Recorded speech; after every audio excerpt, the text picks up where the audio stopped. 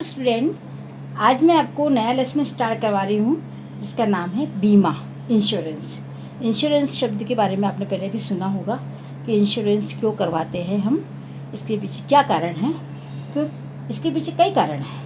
आज संसार में प्रत्येक व्यक्ति जो है अनिश्चितताओं और जोखिमों से घिरा हुआ है। जो कुछ उसके पास है उसे खोने का डर उसे हमेशा लगा रहता है, सताता रहता है।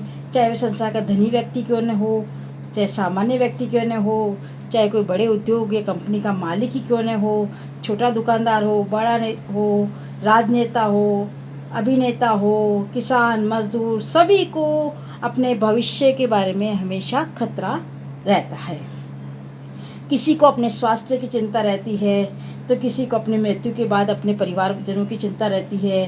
किसी को प्राकृतिक विपदा जैसे तूफान है, बाढ़ है, उपद्रव है, भूकंप है आदि से भी संपत्ति के नष्ट होने की चिंता लगी रहती है। और एक बिजनेसमैन को हमेशा माल को सुरक्षित रखने की चिंता रहती है। कर्मचारी को अपनी नौकरी की चिंता रहती है। मालिक को अपने कर्मचारी के द्वारा विश्वासघात की चिंता रहती है। कहने का मतलब है कि हर व्यक्ति को कोई न कोई चिंता या जोखिम रहती है।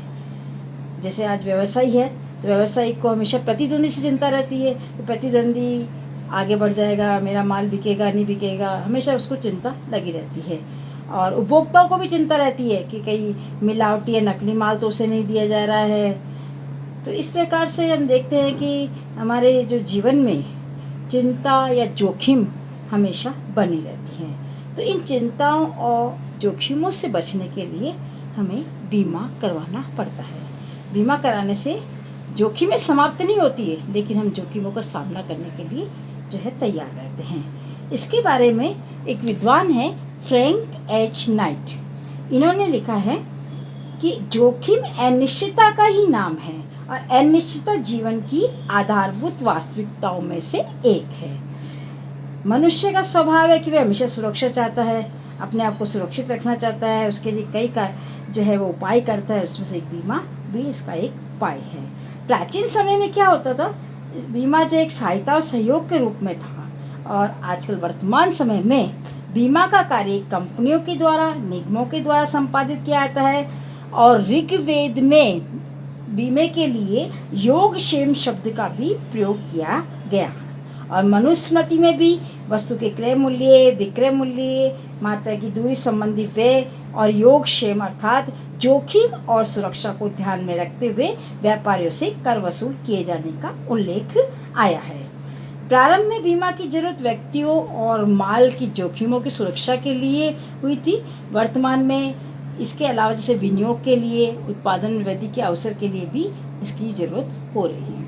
बीमा के कारण हमारे अनिश्चितताओं और जोखिमों से उबरना संभव हो गया है।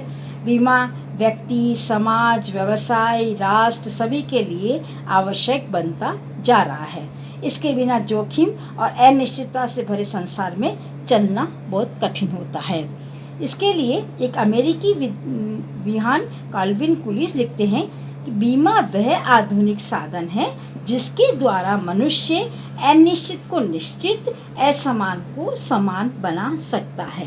यह वह साधन है जिसके द्वारा सफलता को लगभग निश्चित किया जा सकता है। इसके माध्यम से ताकतवर कमजोर की सहायता के लिए अंशदान देता है और कमजोर ताकतवर से सहायता प्राप्त करता है, किंतु किसी की कृपा से नहीं अपितु अधिकार द्वारा, जो कि उसे भुगतान करके खरीदा है। बीमा मनुष्य धर्म के सुनहरे नियम के अनुसार कार्य करता है और एक दूसरे का कष्ट मिलजुल कर सहन करो, इसी विचारधारा पर चलता है। ये मैंने बीमा की प्रारंभिक भूमिका के रूप में कुछ बातें आपको बताई हैं। अब हम बीमा की परिभाषाएं देखेंगे। परिभाषाओं में देखो क्या है कि अलग अलग तरह की परिभाषा है, और एक इसमें बताया कि सामान्य, जन सामान्य और समाजशास्त्रियों के दृष्टिकोण से बीमा जोखिमों से सुरक्षा का एक उपाय माना गया है।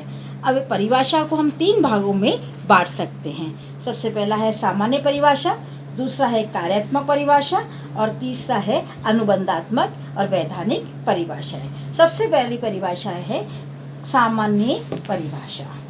सामान्य परिभाषा में एक है सर विलियम बेवरिज के अनुसार सामूहिक रूप से जोखिमें उठाना ही बीमा है।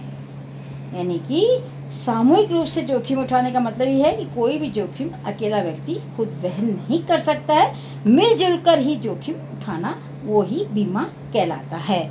और इसके बाद दूसरी परिभाषा है आपकी जॉन मैगी के अनुसार, बीमा वह योजना है जिसके अंतर्गत एक बड़ी संख्या में लोग मिलकर किन्हीं एकाकी व्यक्तियों की जोखिम को अपने कंधों पर ले लेते हैं। इसका मतलब क्या है, बहुत सारे लोग बीमा करवाते हैं और जो किसी एकाकी व्यक्ति यानी किसी व्यक्ति की जो जोखिम होती है वो सब लोग, दूसरे लोग जो है वो अपने कंधों पर जोखिम को उठा लेते हैं।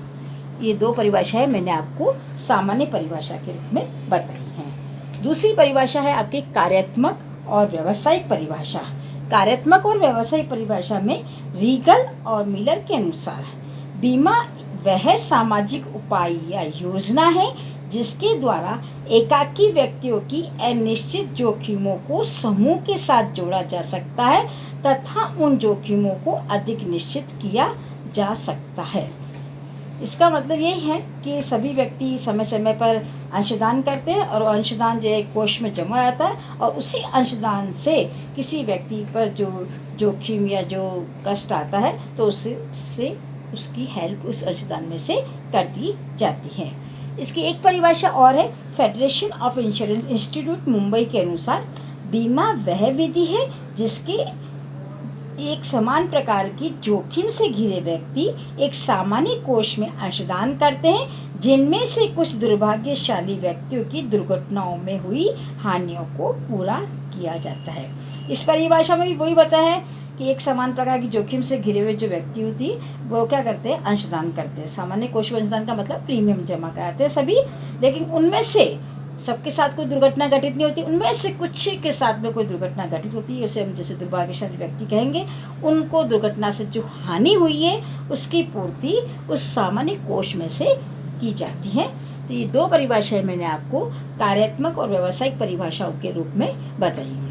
अब तीसरा टॉपिक आपके आता है अनुबंधात्मक और वैधानिक परिभाषा।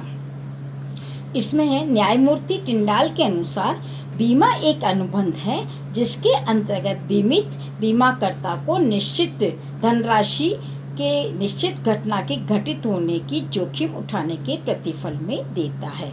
यहाँ पर देखो दो शब्द हैं, बीमित और बीमाकर्ता। बीमित का मतलब होता है जो बीमा करवाता है, बीमाकर्ता बीमा करने वाला यानी बीमा कंपनी। तो यहाँ क्या होता है, बीमित जो बीमा करवाता है वो निश्चित धनराशि का मतलब प्रीमियम के रूप में निश्चित धनराशि किसी घटना के घटित होने पर जो जोखिम बीमा कंपनी उठाती है उसके प्रतिफल के बदले में वो देता है। इसके बाद नेक्स्ट परिभाषा है, इसकी एक वैधानिक परिभाषा बता रही हूँ मैं आपको। बीमा दो पक्षकारों जिसमें बीमित और बीमाकर्ता, जिसके बारे में मैंने अभी आपको बताया, के बीच एक अनुबंध है जिसमें बीमाकर्ता एक निश्चित प्रतिफल यानी कि प्रीमियम के बदले में बीमित को निश्चित पूर्व कारणों से हानि होने पर क्षतिपूर्ति करने या निश्चित घटनाओं के घटित होने पर एक निश्चित की जाने वाली धनराशि के भुगतान का वचन देता है। ये वैधानिक परिभाषा में यही बताया है कि दो पक्षकार होते हैं, बीमित और बीमाकर्ता। इन दोनों के बीच में अनुबंध होता है। बीमाकर्ता को एक निश्चित प्रतिफल यानी प्रीमियम चुकाई जाती है बीमित के द्वारा, और फिर कोई घटना घटित हो जाती है तो उस घटना घटित होने पर एक निश्चित धनराशि बीमाकर्ता द्वारा बीमित को देने का वचन दिया जाता है। ये इसकी वैधानिक परिभाषा है। आज मैंने आपको बीमा का अर्थ परिभाषाएं बताई और इसके बाद में इसकी विशेषताएं नेक्स्ट वीडियो में बताऊंगी मैं आपको, और समझ में आई होगी।